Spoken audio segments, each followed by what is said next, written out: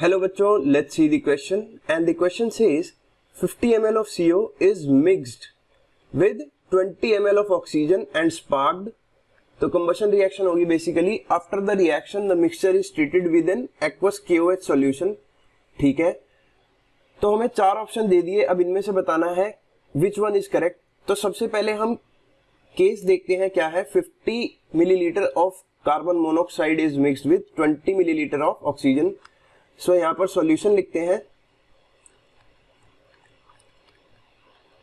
देखो, जो ऐसे मिक्सिंग के क्वेश्चन होते हैं उसमें सबसे ज्यादा जरूरी होती है balancing and stoichiometry. So the key concept we will be using is stoichiometry. Key concept is concept of stoichiometry. Concept of stoichiometry.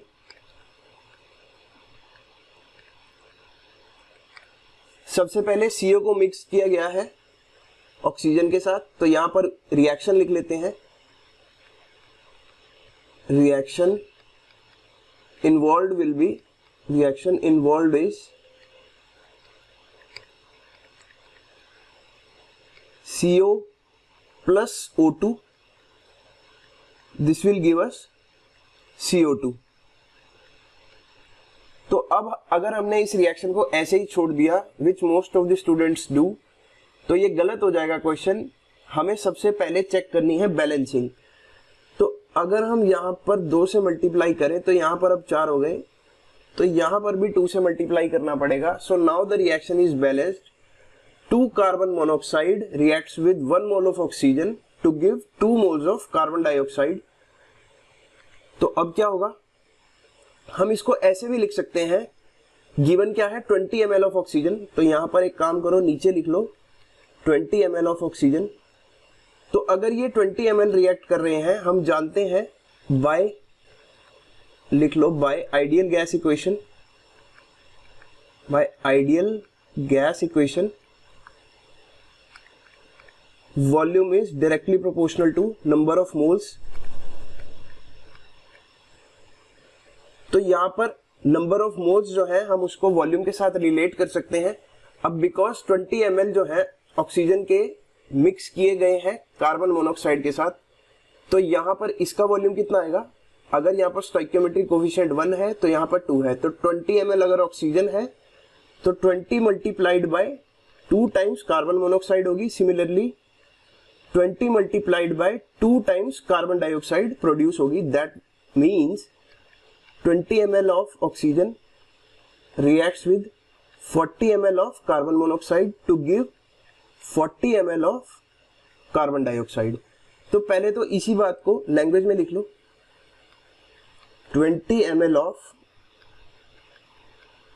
oxygen reacts with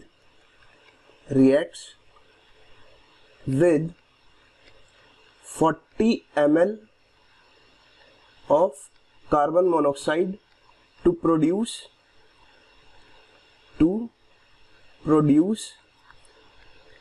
40 ml CO2. अब हमें क्वेश्चन में दे कितनी रखी है कार्बन मोनोऑक्साइड, 50 ml. अब 20 ml oxygen तो 40 ml के साथ रिएक्ट कर गई, तो बची हुई कार्बन मोनोऑक्साइड कितनी होगी.